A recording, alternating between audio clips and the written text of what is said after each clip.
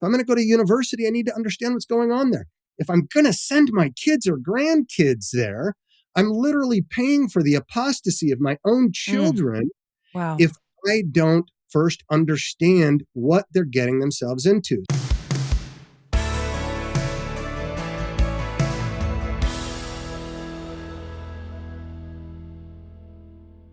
Our culture has changed so radically, especially in the past 5 to 10 years.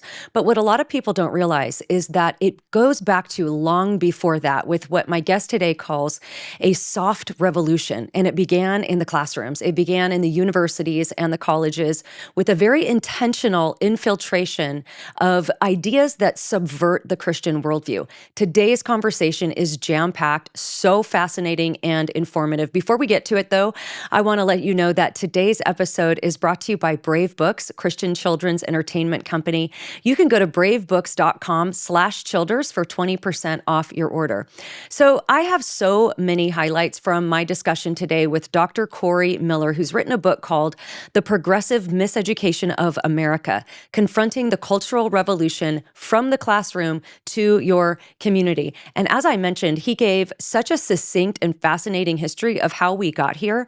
And in particular, what I found really fascinating about this conversation is a lot of people are starting to talk about this term called the woke right.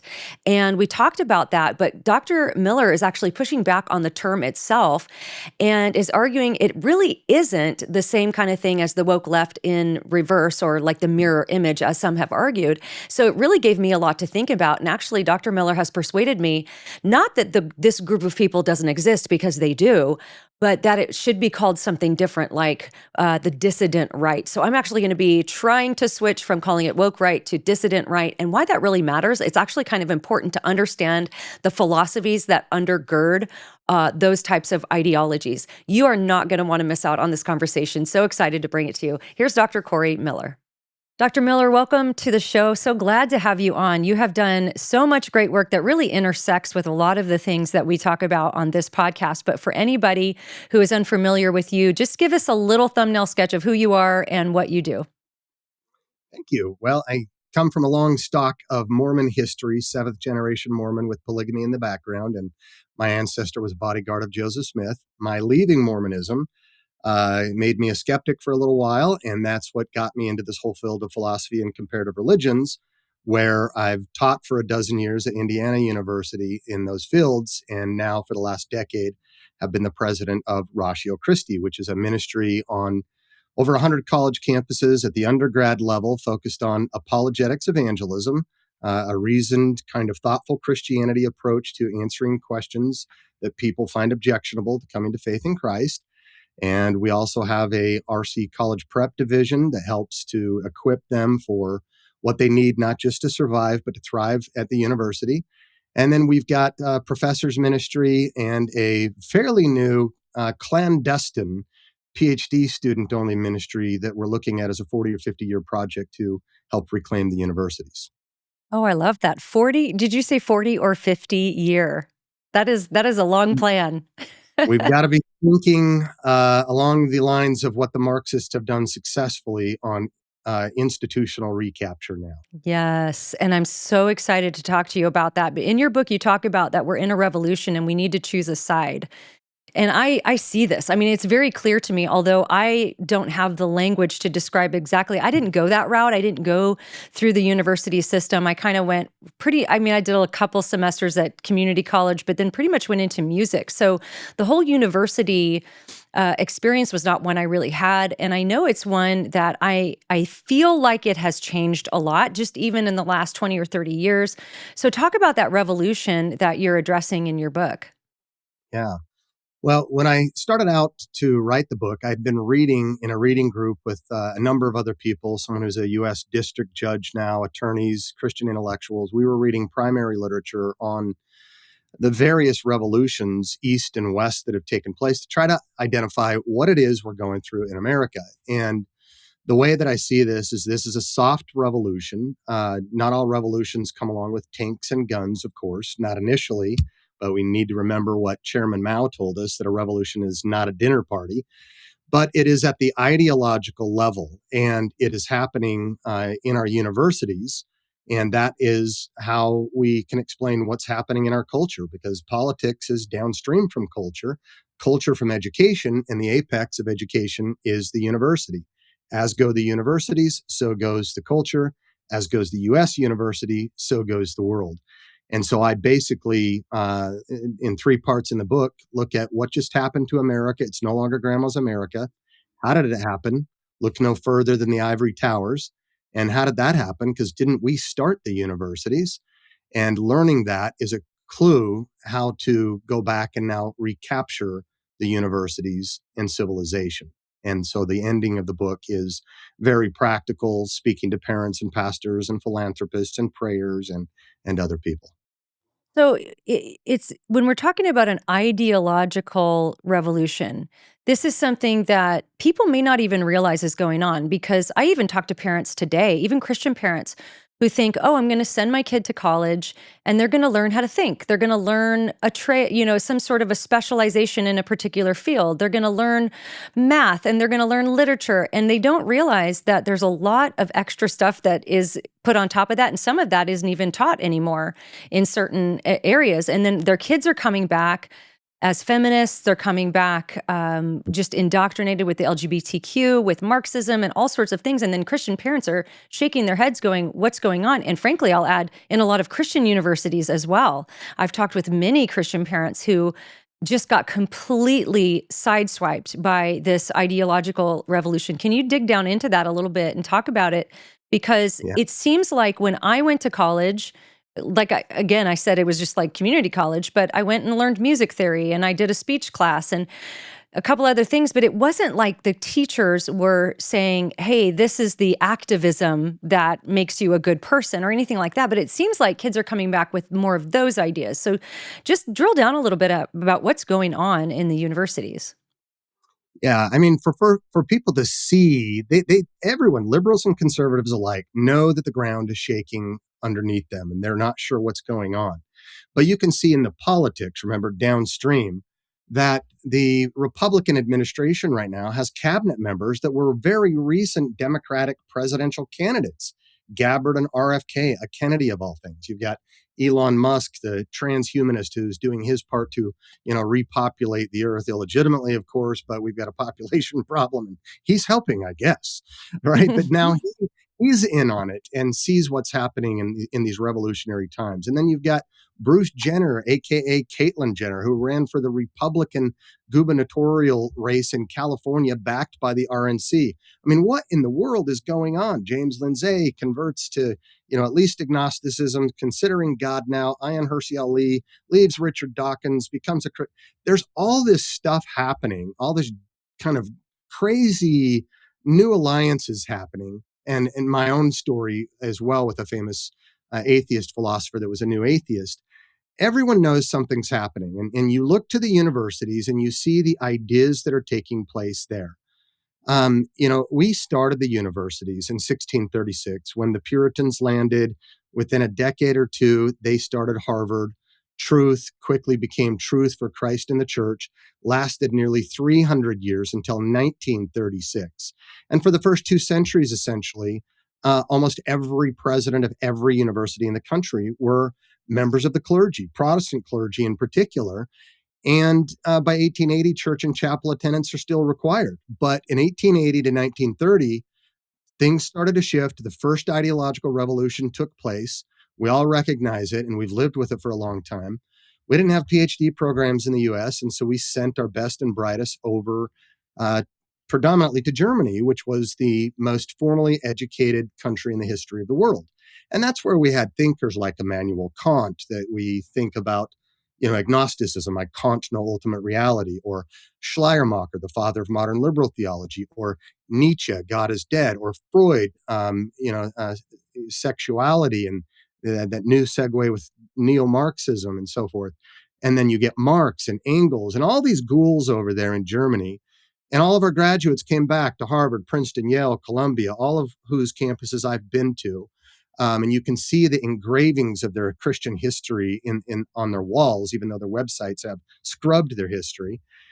And they won over 50 years. It was a 50-year battle. They kicked us out. We had to start all over with Westminster and Calvin and Wheaton and Biola.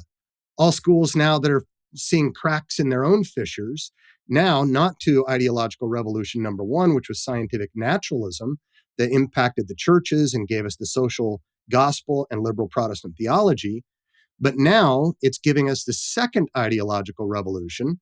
And what that was is right when the dust was settling in the 1930s, something even more nefarious, again, back in Germany. Does anything good come from Germany since the Reformation? And it was this little school called the Frankfurt School of Critical Theory. And these were mostly Jewish founders, not all, but they were globalist socialists. They were Marxist. Germany was all socialistic. You were either going to be a national socialist with a mustache and you like blonde hair and blue eyes, or you were going to be a globalist socialist. Well, 1933 happens. Little mustache guy rises to power. It's a bad place to be if you're Jewish and you're a Marxist. You got to get out of town. Where did they go? Columbia, Brandeis, UCLA, and so forth, spreading their wild oats. And right below that, if I can call it the access powers of Marxism, you had Antonio Gramsci, and he never got out of prison. He is considered by some to be the most dangerous of cultural Marxists, even though he was imprisoned for life and died there. His grave is close to the Vatican. But he wrote the prison notes, and those prison notes got mediated into the English-speaking world right here in my state of Indiana at Notre Dame Christian Catholic University, of all places, by a Marxist professor named Joseph Buttigieg, father of Mayor Pete. So Wow. what Mayor Pete was giving wasn't just a homosexual background, it was critical queer theory, critical gender theory, critical pedagogy, critical everything is Marxism. It's neo-Marxism and blending Freud and Marx.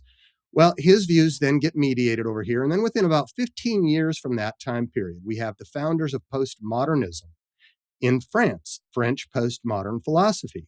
And we think of Derrida, you know that name, in Hmm. deconstruction, and Foucault, who there is no one in history whose name rivals getting more citations on Google Academic. And his recent stuff just came out on human sexuality, posthumously, of course, and he used to rape little immigrant kids on the tombstones of graveyards and throw money at them. He died of AIDS. But every one of the founders of postmodernism to the first and second generation, you would think would be moral relativists. And so their politics would be everything from left to right. They weren't. They're all uber left. Well, what accounts for that? They're all members or sympathizers of the French Communist Party. And so this is an amalgam of postmodern cultural Marxism. And all of those thinkers from Germany to Italy to France all came over to our top universities when they had already taken over in the first revolution. Naturalism was the base. And now the second revolution is beginning, this time through the humanities and social sciences. And once the wave crested from being just 2.3 liberal to conservative in academia, it's now 12 to 1 for those retirement age, 23 to 1 for those who just got tenure, and 70 to 1 in certain fields like religious studies. And at Yale, it's like 78 to 1. Well, all of a sudden, this new Revolutionary Guard hits, and they began to take over, um, starting from the 90s on. And now they're kicking out the Richard Dawkinses of the world. And this is why we see Richard Dawkins and liberals, atheists now wanting to have a new realignment with conservative Christians, because this isn't about liberalism and conservatism, Democrat and Republican. This is illiberalism. This is Marxism, and it's infiltrated certain political parties. But like their game plan always was, the long march through the institutions, they realized for this new kind of revolution to happen, it's not like China or Russia. In the West, there was this soft tissue, then it needed a soft revolution, and the soft tissue is civil society made up of academia, media, and even ecclesia. So the idea was the new workers of the world unite will not come from the factory floors, but from academia, quickly populate into the corporate world and then into media and ecclesia. And now they're in our seminaries, our Christian academic societies, our campus ministries, and in our churches. The barbarians are no longer at the gates, they're in the citadels. And they've given us now not the social gospel, but social justice. I hope you're enjoying this conversation with Dr. Corey Miller. I want to take a moment and tell you about our first sponsor today, and that is Range Leather. This is American-made craftsmanship from Wyoming. So I'm not typically the kind of girl that carries a purse everywhere, but when I do carry a purse, I carry the tote from Range Leather because it's beautiful, it's roomy, the leather is buttery, I can fit my laptop in there. So if I'm at an event where I need to carry a few extra things, I love my beautiful tote bag. But you know what I carry around every single day is their leather clutch. So I typically carry my phone, I pay with my phone, I do everything with my phone. What I love about this clutch is that it's the perfect size to throw in a few extra cards, maybe a little bit of cash, a lip gloss, and my phone fits in there, all in this perfectly sized clutch. And I love the craftsmanship that doesn't wear out, but it actually wears in. So if you haven't tried Range Leather yet, give them a try. They're run by Christians. They have good values that we share, and you can get 15% off by going to rangeleather.com and using my code Alisa. Again, go to rangeleather.com, use my code Alisa. Wow, there is so many places I want to go right now. Like, I have so many questions based on so many things that you just said. But let's go back a little bit in the history to what you were talking about in Nazi Germany. So you mentioned, and I did not know this, you mentioned that the Jews who were Marxists had to sort of flee Germany and then came over and influenced the institutions here. And maybe this will get us into a little bit of a conversation about the term that's being used called woke right. I've talked about that on my podcast some with Melissa Doherty and some others. And I understand you kind of actually think that's a misnomer. And I want to ask you about that in just a second. But the first question I have is, do you think whatever we're calling it, there does seem to be, and maybe you can give your thoughts or push back on this if you want to. It seems to me very obvious, no matter what we call it, there is a splinter happening in the conservative movement where people who are more on the, what I would call woke right at this point in time, being people that are seeing Jews primarily as the oppressor. And I'm wondering if, based on your description of history, it's the part about them being Jewish might just be coincidental to the fact that it's actually the fact that they're Marxists.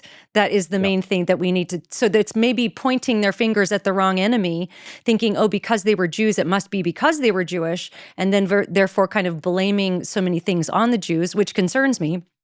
But maybe it's the fact that it's the Marxism that was brought over that's really the villain in the story, not necessarily the Jews. What do you think about that? Yeah, I mean, next week I'm going to be, I think we had talked before the show, you'll not be in Nashville, I'll be in Nashville, lecturing at Lipscomb University and be at the NRB conference. And I go straight from there to Princeton to do some lectures. And I'm hoping to connect with Peter Singer, the most famous or infamous moral philosopher, a Jewish atheist, right? who endorses, um, romance with animals, so long as there's no harm inflicted on the animal and it's mutually consensual. And you've got Steven Pinker at Harvard, who is a Jewish atheist and whose book is written on Enlightenment Now, the case for, reason and humanism and progress. And he's a Jewish atheist. And no, I think that's by coincidence. Jewish people are, disproportionately winners of Nobel Prizes. They are bright. They've had a rough history. I think maybe that in some respect accounts for their arduous work ethic and striving to succeed and stay alive in life and be successes. But no, I think it has nothing to do with the blood. It has to do with anybody and everybody who adopts ideas that have consequences that are villainous instead of virtuous. And at that time, the founders of Marx himself was Jewish, right? His practicing Jewish mother, a Jewish father who converted to Lutheranism, wanted his business to work out well in Germany. But Marx had that background, and we can talk about the tale of two Jews, Marx or Jesus, which one gives the better life and the better ideology, and which one's more faithful to Judaism. I don't think it is what a lot of people make it out to be, that you happen to have a disproportionate number. They're highly influential. And therefore, we've got, the same problem Marx was dealing with called the Jewish question. Mm. back in Germany, at their failure to assimilate to being Germans first, to being statists first, and instead they wanted their Jewish identity. I see a lot of people doing that today, and the rise of anti-Semitism.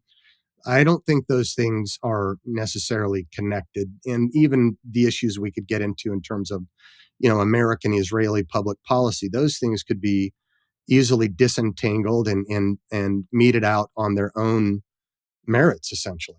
Mhm, mhm.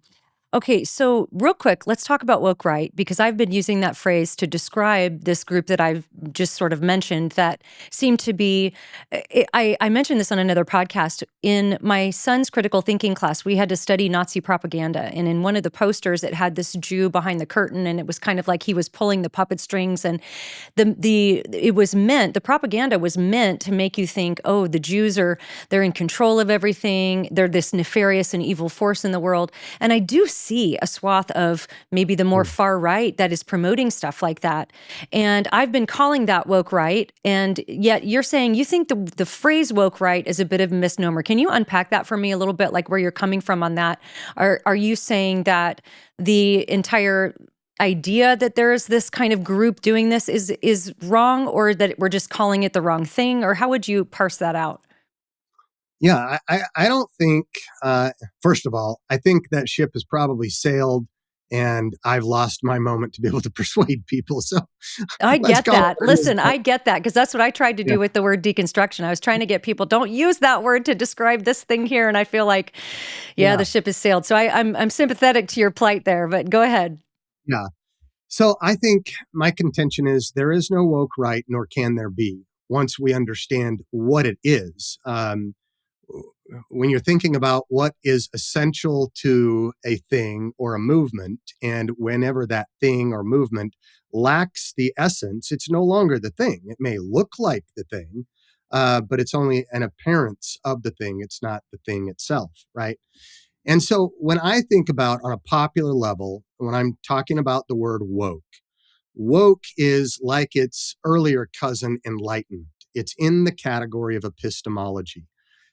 In philosophy, you have the three categories: reality, knowledge, and ethics, or what is real? How should I know? How do we know what is real? And then how should we live based on what we know about reality? And woke is at the level of epistemology, it's at the level of knowledge, but it is intrinsically and necessarily connected in its worldview as we've been using it and properly using it from the academics who are pushing it from the left. And that's not the liberal left, because this is the illiberal left, the Marxist left. Those are different. And they've got a metaphysic, an epistemology, and an ethic. When we're talking about people on the woke right, they don't buy any of these essential points. And so I usually cash this out in terms that are familiar with people: DEI. But I do it DIE, not just for cute rhetorical reasons where, you go woke, go broke, or the wages of your sin is death. And that's what we're seeing happening. The D comes first when we're starting with reality, and then I at the level of knowledge, and then E at the level of ethics. The D in what is more properly woke, in cultural Marxism, is this necessary division into the haves and have nots. It used to be just economics, redistribute the marks. We thought Marxism was about economics, from each according to their ability, to each according to their need. Then all of a sudden in cultural Marxism, it's about race, class, sex, gender, ethnicity, and so forth. So you redistribute again that power encounter across all those categories. So the metaphysic of human relations is that people are necessarily in these juxtaposed social binaries: male, female, patriarchy, women, heterosexual, homosexual, heteronormative, all other things. Heterotheism now, heteronormative theism Oh, is a new term. I haven't heard that Um, one. yeah, rich, poor, oppressed, oppressor, all of these things, victim, victimizer, everybody's part of at least one of those social binaries, and you're either on the victim side or on the victimizer side. You have no other option. Now, it's by virtue of being in that victim status that your eyes have opened up, that you have wokeness, that You were once blind and now you see. And only those who are coming from an oppressed status can actually see and really feel and understand that oppression and to speak on it. So they've got this esoteric, secret, moral, authoritative knowledge. And so what we do then at that next category is we platform them. We include inclusively those who have been oppressed and give them platform, and we exalt them in employment, in knowledge categories, in whatever, because only they can see. The rest, who are part of the oppressor class, a white, straight, male, Christian, capitalist, or whatever, they're blind and they can't see it even if they tried. The best they can do is listen, learn, and lament. But then comes the key. If the problem is social oppression, the ultimate solution is social liberation, group identity politics, or powers. And that's now called revenge, reparations, payback. It's outcome based equality, not equal opportunity. Well, coming back full circle then, at the metaphysical level, inequality entails injustice. It's not just that we can go out there and empirically look in the world and see if there has been sexism happening empirically and a real case of injustice, or racism, or something else ism. No, this is baked in a priori, part of the definition of it. Inequality entails injustice. You have 6 pieces of pie, I have 4. As Obama said to Joe the plumber, you didn't build that, you stole that, right? Inequality entails injustice. Well, no one on the quote unquote woke right believes that. And in fact, their ultimate goal isn't equality like Marxism talks about in this utopia, where we get finally equal outcome and everybody's happy and we own no property and there's no religion and things like that. No, they're about white supremacy, for example. They're supremacists. They're not egalitarians. And so there goes the ethics, and there goes the and the metaphysics. And at the epistemic level, that comes from standpoint theory in philosophy. It's about having the lived experience. Only if you've lived that oppressed experience can you see it. And it first came from second wave feminism by authors like Sandra Harding, Black female feminist author, who said she got it from Marx. So again, this is coming back from Marxism, and none of these people that we want to throw socks on and say, woke right, woke right, woke right. Those guys aren't really, not most of them, adopting Marxism. Now, they are sometimes at the tactical level, at the sentimental level, and things like that, some of the strategies they might use, but not at the deep philosophical level that is required to call something woke from the metaphysics, epistemology, or ethics. And so, people like James Lindsay, who's popularized it, he said about a year and a half ago, for lack of a better term, I call it woke right. And then about 3 months ago, he says, I use the term loosely. Well, good. And Neil Shenvi uses the term also. And he says, if you don't like the term, let's call it dissident right. And I don't like the term. And there are thinkers out there that they would both be critical of, like Stephen Wolfe, who writes the book, The Case for Christian Nationalism, who even specifically appeals to CRT and says we should use their methods. He's even misguided on this. When he's thinking about employing it, if you're going to get the essence of what the philosophy is at the levels of metaphysics, epistemology, and ethics. So at the superficial level, yes. But we don't call the Confederate soldiers in the antebellum South woke. We just call them supremacists. We don't call the Nazis woke. We just call them, white supremacists and so forth. So there are bad players on the right, and I get that. And I know the people we're talking about, and I see what they're doing. I just think it confuses an already confusing issue where people use synonymously liberal, woke. Now, those two things are opposites. It's now the liberals and conservatives getting together against the woke, and the woke has infiltrated the liberal party called the Democratic Party because it was the lowest hanging fruit, but it's illiberal. It's about taking away freedoms. Liberalism was at least about freedom, and a lot of those that are social liberals were also pro-abortion, pro-homosexuality, and so forth. But now we're finding ourselves friends because we've got someone else worse in the room. The enemy of my enemy is my friend. So there is a revolution happening right now, but the scientific revolution, the old liberal guard, with Richard Dawkins being the apex of it all, the French Revolution's Robespierre, who tried to guillotine all religion and got guillotined by his own guillotine by the woke left, and they took away his Humanist of the Year award after 25 years. He now wants to be on our side and wants to be a cultural Christian, at least for the moment.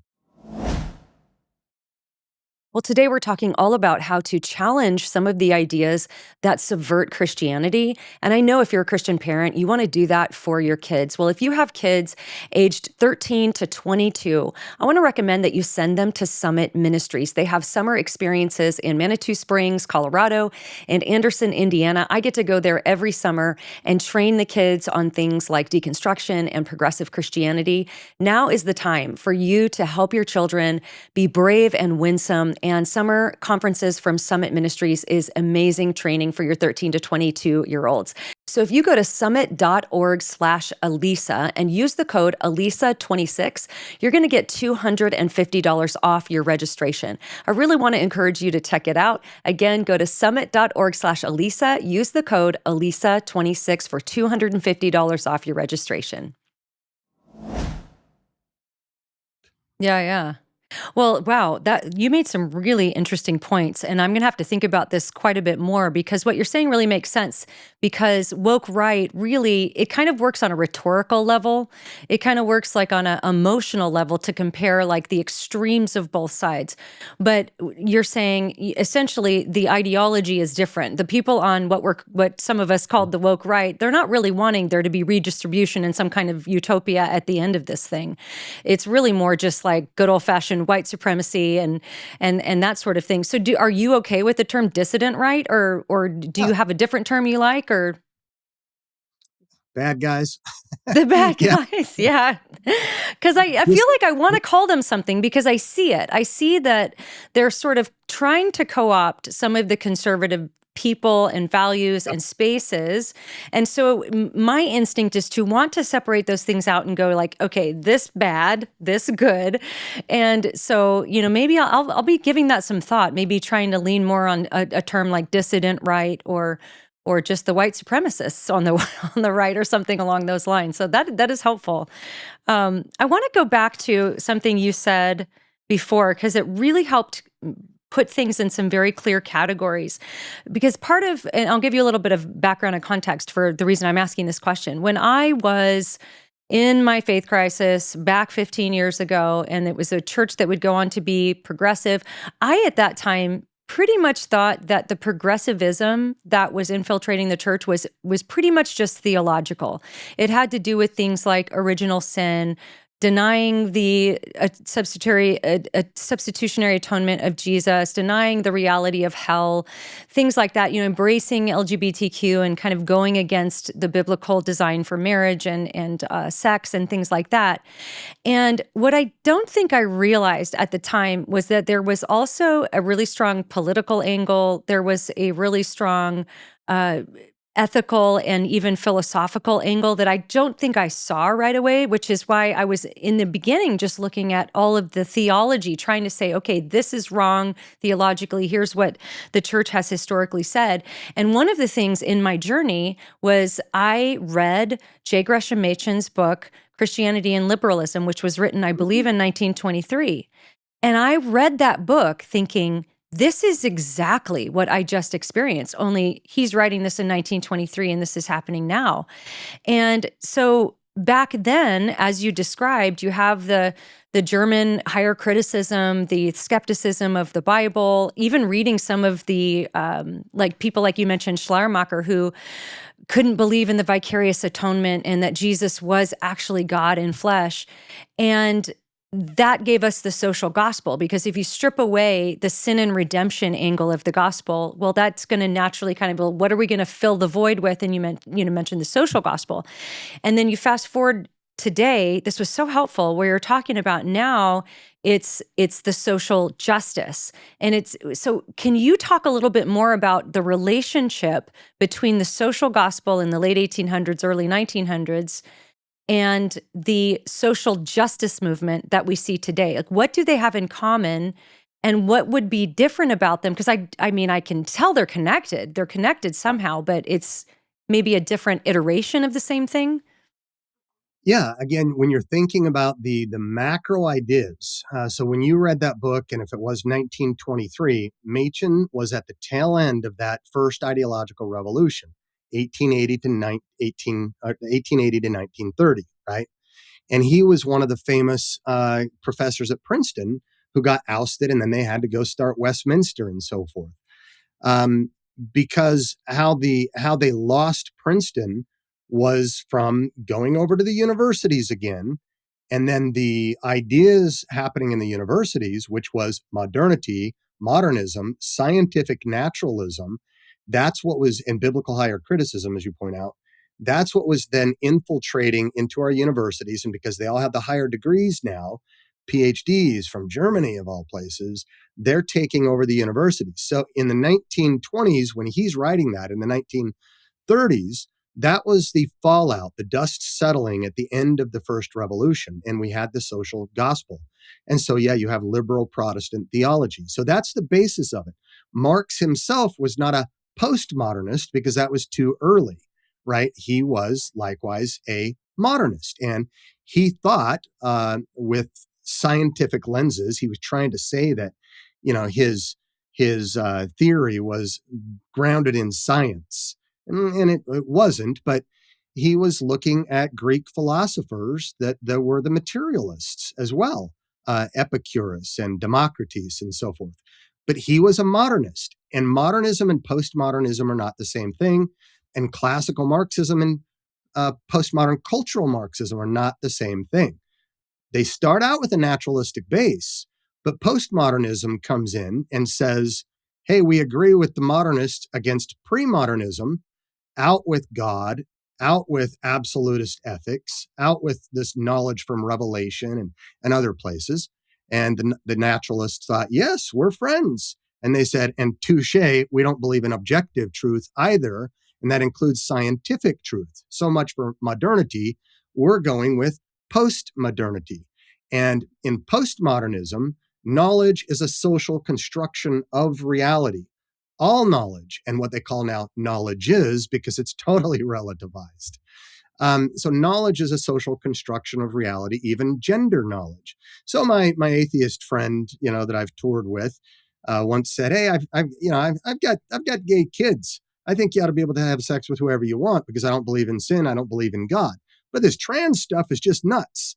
Or Mm. it's like Richard Dawkins. He's fine being pro-gay and pro whatever is on the social left, but the trans stuff is what got his Humanist of the Year award stripped from him when he tried to compare transracialism with transgenderism and say that they're analogous. And he's saying it's all about the Well, science. even Jordan Peterson still seems to be kind of in that group where he's okay with, for example, two gay dads adopting a child, and yet he's against the trans thing. And I asked my friend Katie Faust about this. She goes, because she debated him on his show about this, and she goes, he just hasn't thought it all the way through.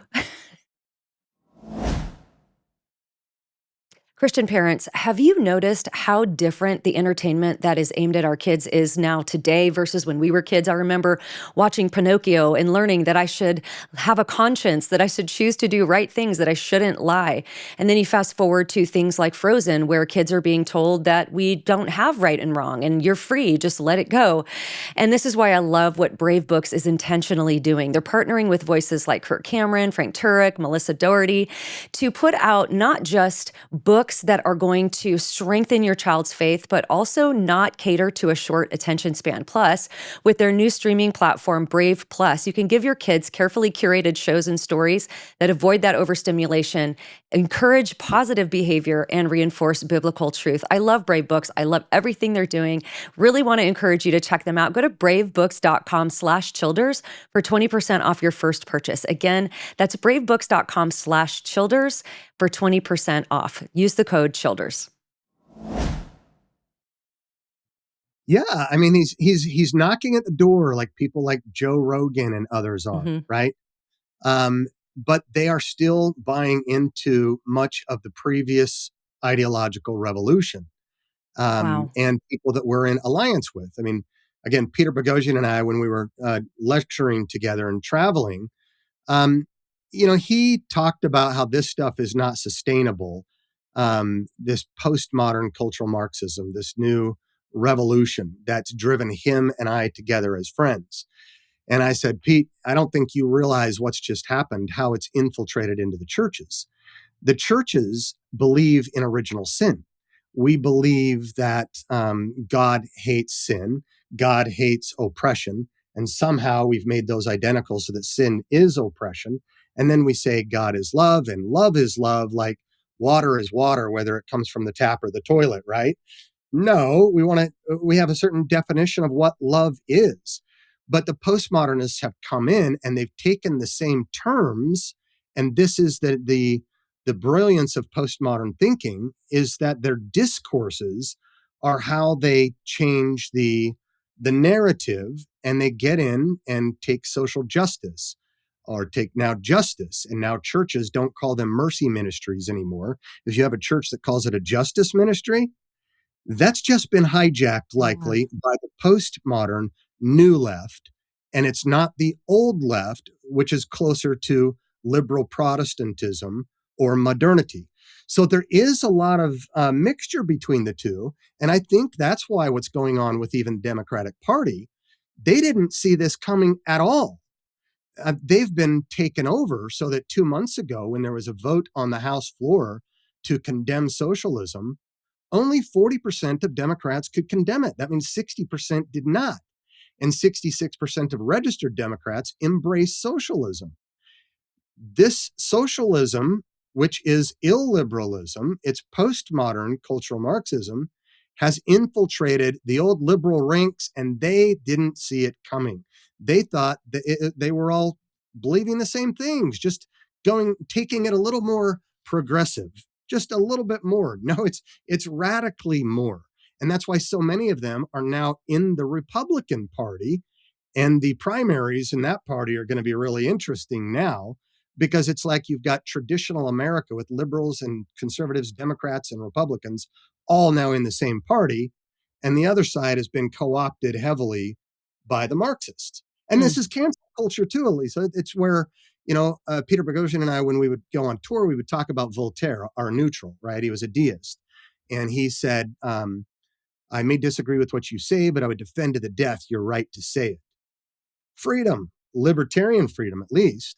Um, but then Stalin comes along and he says something more like, uh, ideas are more powerful than weapons. We don't allow our enemies to have weapons. So why should we let them have ideas?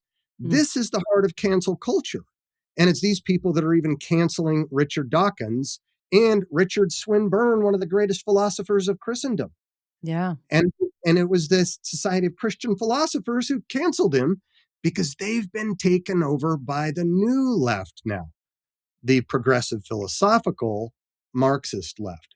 And they didn't even see it. And I think the reason why so many of our own philosophers, so many of our own academics that are even in our seminaries now didn't see it is because we focused so heavily on analytic philosophy, on logic chopping arguments for God's existence.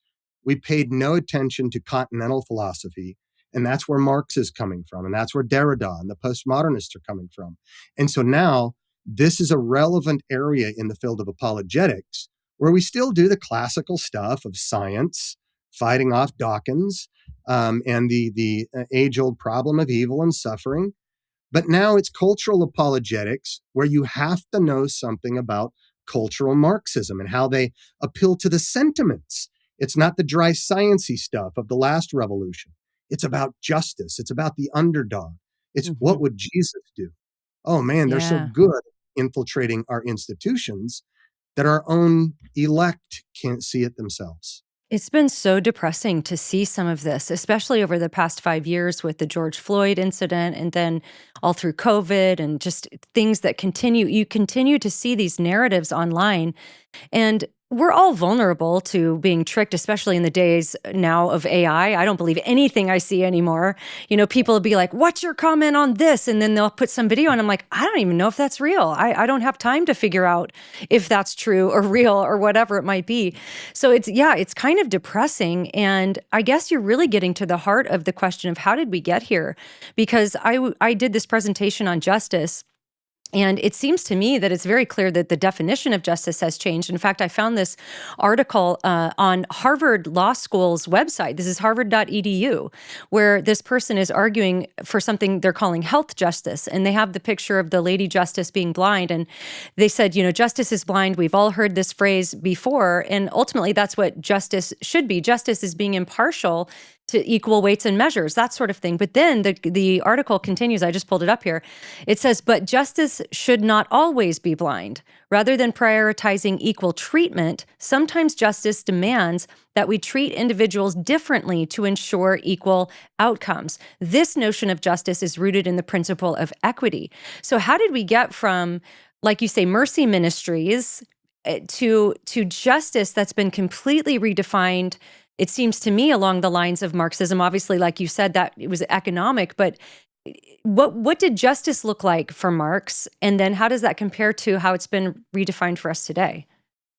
Yeah, this goes back to what I was saying about the essence or the necessary conditions to be calling something woke. From the new left standpoint, is inequality, which used to be a math term, now entails injustice. So it used to be Right. that justice is getting what you deserve, grace is getting what you do not deserve, and mercy is not getting what you deserve. It's all about just desserts, these equal weights and measures. Um, Now it's just the fact that inequality entails injustice. And so it's all systemic because it's all about group power and privilege identities and so forth at the metaphysical level. And so that is a philosophical thing that is very subtle, and it swept into academia and through its administrative abilities through DIE programs now, jumped ship over the social sciences and humanities into the hard sciences, into medicine and mathematics and engineering, so that it is all encompassing and taking over the universities. And again, as I said, as goes the university, so goes the culture. And I mean this from a macro level. 1/3 of all world leaders have taken an academic degree. 1/3, 1 out of 3 have earned an academic degree from a US university. Wow. And all the way down to the microfiber levels. My daughter is an elementary ed major across the street at Purdue University. Its engineering programs have kept it to be one of the more conservative public universities because the bridges still need to stay up. 2 + 2 still equals 4, right? Right. Yeah. You go into her College of Education, and I look at every one of her syllabi, and it's got Marxism written all through it. And so when parents get, concerned and say, well, where am I going to send my kids to college? Well, I can name maybe 4. Hmm. Everywhere else has at least token players that have infiltrated the gates. But well, I'll keep them home from college and I'll send them to Christian school. No, because even my daughter, if she didn't live with someone who has 4 academic degrees and can sniff Marxism, she Yes. will go off to the colleges of education, which has been the primary objective for the Marxists to take over. And then she's going to go teach in a K-12 Christian school, and she's taking that stuff with her into those schools. So we cannot hide from this stuff. We can't even go into our closets anymore, and we can't retreat. And this is why in my book, I take on Rod Dreary, as I call him. While I like many of his writings, he's a defeatist that, we go back to the 80s and my images, the Benedict option, nuclear fallout's coming, it's totalitarianism. Go into your home bunkers that were built in the 80s, train your families in these cell groups. And then when the radiation has taken its effect up above, we all come back up and, restart civilization. I say, no, no, no. The culture war is over and we lost. I say, no. Look, I interviewed Al Mohler for this book to say, how did you take a liberal Southern Baptist university and reclaim it, institutional recapture? And then I think about Alvin Plantinga in philosophy, who by himself created such a wake to the point where One atheist philosopher has said, thanks to Alvin Plantinga, today, 1/3 of all philosophers writing at the highest levels in academic philosophy of religion are probably conservative Christians. And he gave a warning call. Watch out, people, whereas God was dead in the universities before, it is no longer dead in philosophy departments. It has established a beachhead in academia again. And so we're thinking an entire discipline, an entire institution. And then we see what someone like Chris Rufo and Ron DeSantis just did with New Hope College down in Florida. And I talked with one of the professors. I met with him for lunch a week ago in Oregon, who's teaching down there now. Institutional recapture is possible, and it is necessary. We can't hide in our closets anymore. It's coming into our churches, into our seminaries.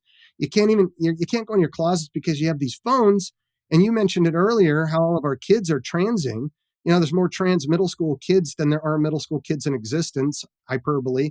But Yeah. they come home and they rip the sentiments out. And this is the juicy part about the new revolution that wasn't part of the first one. And they say, Mom, Dad, would you rather have a living son or a dead daughter? It's You decide. blackmail, emotional Yeah. blackmail. And so the parents start to move and become progressive. If for no other reason, they're just holding on by a shoestring to that relationship, and they don't know how to combat this stuff. And it's all about, the sentiments and um, empathy, which Yeah. is not a virtue. It's part of epistemology. It's a way of knowing. One of the number one questions I'm asked when I speak at women's conferences is, what is a good curriculum we can use in our homeschool or at our church or even just as our family devotions? And my number one recommendation always is Foundation Worldview, because in this culture, even the youngest of our kids are presented with thousands of competing truth claims every single week. And in particular, the biblical worldview curriculum from Foundation Worldview really helps solve this problem by laying the foundation for seeking truth in all aspects of life. It teaches our kids the basic questions like, what is truth? Who is God? How did life begin? What does it mean to be human? How can I tell right from wrong? And what I love about this curriculum is that it can be easily implemented in the home, church, or Christian school. So if you want to be really intentional about the education of your kids and how to give them a biblical worldview, look no further than Foundation Worldview's biblical worldview curriculum. You can go to foundationworldview.com today and use my code Alisa for 10% off any family, church, or Christian school license. Again, that's foundationworldview.com. Use my code Alisa. So when we think about, we've got books being written now about, toxic empathy, right? Mm-hmm. And we have Christians, when I speak in churches, they come up and say, well, people are saying, don't you care? Don't you care about the poor, about the transgender students? And don't you have a heart, right? And they're appealing to empathy. And they're saying, aren't you a virtuous person? Empathy is not a virtue. I did my dissertation on Aristotle and Aquinas and Maimonides. I was going to Virtue. ask you if you were a Thomist because you have those categories. Well, so I've studied it, and I know Yeah. what they've said on virtue ethics and virtue epistemology, and it's not in any of their lists. And when we look at, let's say, the golden rule, which I write on that topic as well, the way we know about it is not through scripture primarily, but through empathy. It's in every major world religion. It's in all the sciences. Everyone knows about it. It's a moral fact. But the way we know about it is through empathy. Now, in the Sermon on the Mount, the Good Samaritan story, we know that the first guy walks along and he says, oh, that looks painful. Oh, that hurts. You got to see a doctor. I got to go. I've got an appointment. The next guy does something very similar.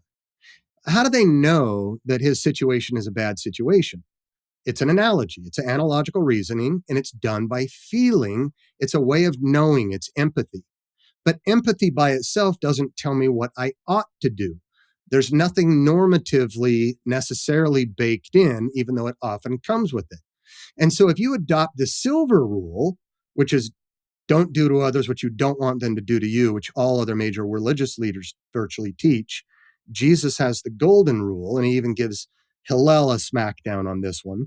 The golden rule is positive. Do to others what you want them to do to you. Everybody knows the silver rule, at least. They know pain and suffering. They know the empathy issues. They can't not know it. Romans 1, Romans 2, there are certain things in our conscience. We know this is a bad predicament. The Good Samaritan comes along and he shocks us all because he applies the normative notion that we all know ought to otherwise be present and attached to the way of knowing that now adds a way of doing. Remember, there is what is real. How do I know what is real? How should I then live based on what I know about reality? That normative notion is ethics attached to an epistemological way of knowing. We know through sense perception, we know through revelation, we know through a priori rationalization, we know through feeling also. So I think what the new left especially does is it capitalizes on the sentiments, the tears of the heart. And most people just don't know how to combat that. And we've got to, this is part of cultural apologetics. If we don't know cultural Marxism, we can't even say we're adequately poised to do cultural apologetics in this culture. And if we don't recognize the role of the sentiments in cultural Marxism, this is where even our cultural apologetic efforts will fail. In the apologetics community, we focus so much on logos, on logic chopping, and that's analytic philosophy. And that's where all of our people, all of our Christians are trained. But as Aristotle taught us, when it comes to the art of rhetoric or persuasion, it's ethos, logos, and pathos, empathy, sympathy, the passions. And people are often convinced there. And so even when we talk about an issue like, say, homosexuality, we already are at a loss before we even open our mouth and discuss and start the discussion, because we're viewed, according to this new philosophy, this new revolution, as haters. It's not just that Christianity is false, it's oppressive, hateful, and harmful and wicked. And that's why the new apologetic needs to be not just that it's true, but that it's good. Yeah. And we need to be able to appeal to the heartstrings as well. And I think I probably learned this early on and didn't fall prey to this, not only because I studied Marxism in grad school from a major distinguished professor of Marxist thought, but I grew up in Utah with the Mormons, and I was a Mormon, and we bore testimony monthly, and you gain merit points in heaven if you bear testimony. And it's all about tenacity being confused with veracity. If you can say it with as much oomph as you can, that not only will help you convince your prospect, but it'll help enliven you as well, right? So it's all about the feelings when it comes to religion. And when it comes to this new Marxism to drive their politics, about immigration or whatever you want to talk about, it's all about the sentiments. And so we in the Christian field of apologetics need to figure out the role of pathos and ethos, not just the role of logos. Those are some really important points to think about. You mentioned a few minutes ago your daughter getting her degree, and she's got you, right? She's got you to kind of help her navigate these things. But the average person doesn't have the background in education that you have. The average pastor doesn't have the training in philosophy and epistemology that you have. My question is, what can we do? Because it's been so depressing to me, who I also don't have a strong philosophical foundation as far as education goes, but I can see it. And I know for like people like me and others, you see something and you're like, that feels wrong, that doesn't feel right. I know that is wrong, but I can't exactly say why. How can the average person who might be perceiving these things, they don't have the language you have for it, what can we do? What is something we can do right now? Just something practical for the busy mom out there, for the busy business guy that, he's got his own job to figure out and worry about. What would be your advice to the average Christian to stop some of this influx without getting sucked into conspiracy theories and dissident right and stuff like that? One word, repent. And that sounds like Mm. left field. What are you talking about? Repentance, metanoia, means to change your mind, go from one direction to another. 30 years ago, Mark Knoll wrote the book, The Scandal of the Evangelical Mind. And the scandal was that there wasn't much of an evangelical mind, right? And so we adopted the heart and the hands of Christ at the expense of the head of Christ. And so we've been these Humpty Dumptys, these disintegrated Christians running around headless with the menace of mindless Christianity for 100 years, which is part of how we lost the universities and the churches in recent times as well. We need to think about following Jesus again. Wouldn't that be great? Where Jesus was asked, the Sadducees tried to trap him. He got away from that when the Pharisees came along and said, "Teacher, impress us. What's the greatest command?" And he says, "Love God with all your heart, your soul, and your heart." No, and your mind. Jesus commanded us, if we want to follow Jesus, those who love me, obey my commands. Love God with your mind. The role of knowledge in discipleship for Christians. Jesus said the purpose of life. And this was Aristotle's purpose. This was Maimonides' purpose. This was Aquinas'. This is Jesus. To know God, the knowledge of God. We are not a faith tradition, Alisa. We are a knowledge tradition. And we need to appreciate that and fixate on bringing that back in to Christian discipleship. We don't need to become Christian intellectuals. I tell people, I put it in my book too. I have the report card, the receipts to prove it. I had a 0.666 on a report card once. It was only when I came to know Jesus and I left Mormonism and I was confused by which view is true did I realize I had to find truth. Is there's anything true, I need to be able to know it. And I did. And now my faith is so much more confident. Now I can go talk with anyone and I can have comfortable spiritual conversations with people because I know that Christianity is true. I've experienced Christ, but I can give reasons. I can go into the synagogue like Paul did with the Jews who believed in the book, and he proved from the scriptures that Jesus was the Messiah. But when he went down to the road to the Greeks in Mars Hill at Athens, they didn't believe the book. So he didn't start with that epistemic authority. He started by knowing a little bit about his audience. If I'm going to go to Saudi Arabia, I need to study Islam. If I'm going to Utah, I need to study Mormonism. If I'm going to go to university, I need to understand what's going on there. If I'm going to send my kids or grandkids there, I'm literally paying for the apostasy of my own children. Wow. If I don't first understand what they're getting themselves into. So Paul said, I become like a Jew to the Jews, a Greek to the Greeks. By all means, I might save some. Right now, what we're seeing is a major catastrophe in the church. What was it called? The Worldview Inventory out of Arizona Christian University does an annual worldview report.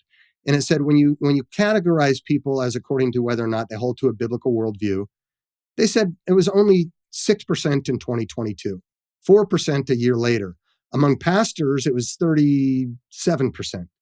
Among evangelical pastors, it was 51 to 57%, and we're supposed to be excited about that. That's a problem. No wonder we're in this condition.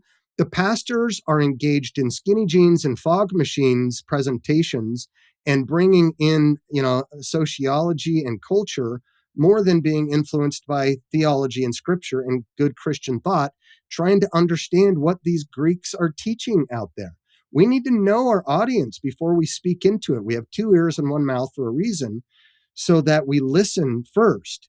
And when we realize how to reach this culture, and we're thinking now about the pathos and the ethos and not just the logos, that's brought about through reflection, by thinking about this and starting with Jesus, repenting and being prepared to give an answer to everyone who asks me for the reason, for the hope that's in us, and do it with gentleness and respect.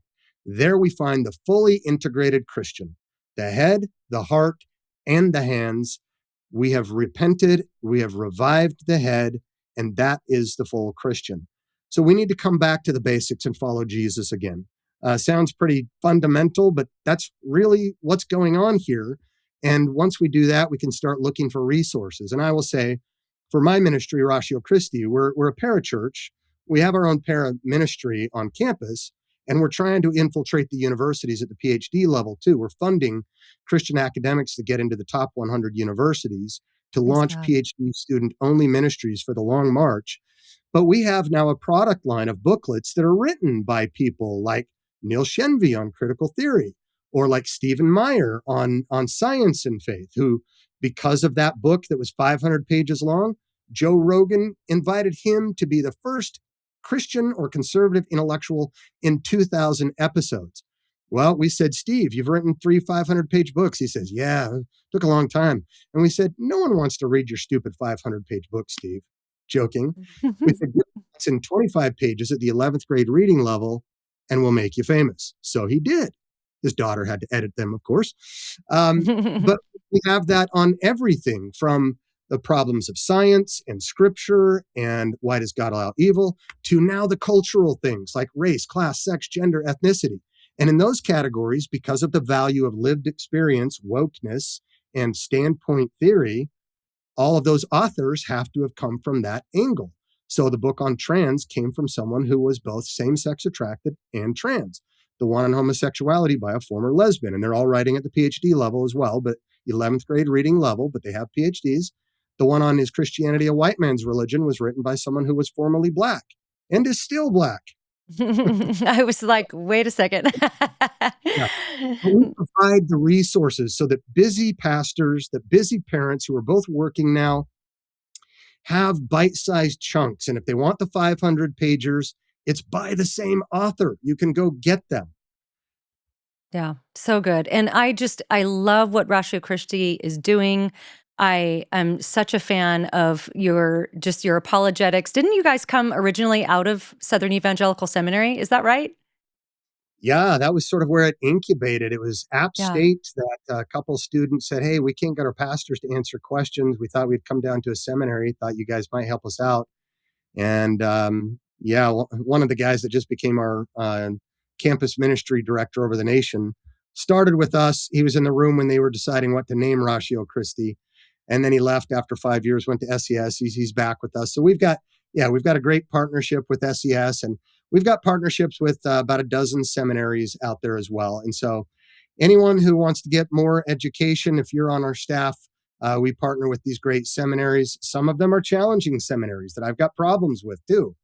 But we partner with them as much as we can because we need to continue to coalition build where we can.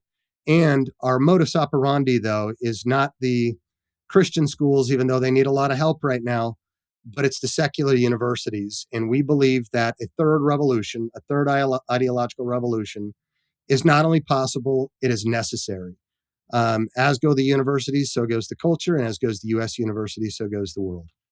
So good. And, when you're talking about just being a Christian and repenting, I think one of the roadblocks that I come up against when I go and speak, although I will say it's a lot less now than it was maybe even 7 and 8 years ago. When I would speak at women's conferences 7 years ago, it was very often met with women who were like, "Oh no, is this what it's going to be?" They were kind of not real excited that it was going to be not. And I'm not like super intellectual, but it just wasn't going to be getting the feels and stuff. But I have noticed over the past 5 years, women especially have done what you're saying. It's like they're realizing these people are coming for my kids. I need to learn what postmodernism means. I need to learn what Marxism is, what cultural Marxism is. And so a lot of women in particular are becoming engaged. But it's interesting when you said, being a Christian, the whole Christian, I think the biggest stumbling block for Christians right now is people pleasing. It's wanting to please some sort of tribe that you perceive as being the people that you want to be in with. And if you speak against that tribe, then you're going to be ostracized. You're going to be viewed as somebody that's not within the institution or whatever it might be. And it's the people that are kind of out on the outskirts right now that are like the voices crying out in the wilderness that just sound like normal Christians to me. And in reality, it's because they're not giving any sort of a nod or a bow to any of the tribes. They're just like, I just want to say what the Bible says. And my friend Ann Kennedy even said once she had this thing blow up and people were real mad at her for saying something about progressive Christianity. And she goes, I didn't know I was being brave. I was just saying what the Bible says. And so we need a little more of that. That's really good stuff. And so my final question to you is, I'll tell everybody to go to ratiochristi.org. That's ratiochristi.org. Where else? And all I'm looking at all the resources right now. They're all there. You guys can get those little booklets. Such a great resource if you don't have the time or the bandwidth to read a big, long book. But I'll throw it back to you, Dr. Miller. Where can people find your resources? Do you have a website? Anything else you want to let us know about? Yeah, I'm a little bit late in coming here, but my website will launch by the end of this month. And right now, you can still go to drcorymiller.com. Right now, it'll take you to a single page at Ratio Christi, but it'll be its own website with my YouTube channel and everything like that. If you are a pastor, if you're running a conference, a campus, or whatever, I'm on speaking tour for the next 12 to 18 months, including men's ministries. If you want to bring me into your church, your campus, your conference, I'd love to equip. My calendar, my speaking schedule is there already. So yeah, just let us equip you. Let us help you. We are a parachurch coming alongside the church, but I think we're doing something significant. I think we've diagnosed the culture correctly, and anybody who wants to join the Army, we are on, just at the undergrad level, 100 campuses. There are 4,000 or 5,000 campuses out there. Uncle Sam needs you. Ratio Christi needs you to join us, join our ranks. We've got a campus nearby. These are the most influential institutions shaping civilization. I get a lot of people from churches that push back, pastors, and say, oh, it's the church. I say, that's a good theological answer, Pastor, but let's think about the stats. Right now, the average American going to church weekly is 30%. Almost weekly, it's 39%. But exactly 39% of 18 to 24-year-olds are registered in college. And as it so happens, you go to church weekly, you get 52 sermons a year. You get 60 sermons in your first month as a freshman. Wow. Who Yeah. has the ear? Where is the Archimedean point of changing the world? It is the university. And so even though most people are not called to go into the university, everybody needs to prepare, and that means know what's going on, to the poisonous ideology coming out of the universities, because it was never like Vegas. What happens in Vegas stays in Vegas. At the university, it was never intended to stay there. Ideas have consequences. Bad ones make victims. Good ones transform lives, societies, and civilization. Great place to end. I want to thank my guest, Dr. Corey Miller. You're going to definitely want to pick up his book, The Progressive Miseducation of America. Check out ratiochristi.org for those great resources. And let's remember, as we pursue Christ, to keep a sharp mind, a soft heart, and a thick skin. We'll see you next time. So pray for me and I will pray for you. No turning right or left, we'll make it through. The road that's narrow and the gate that's small. Don't give up, it's gonna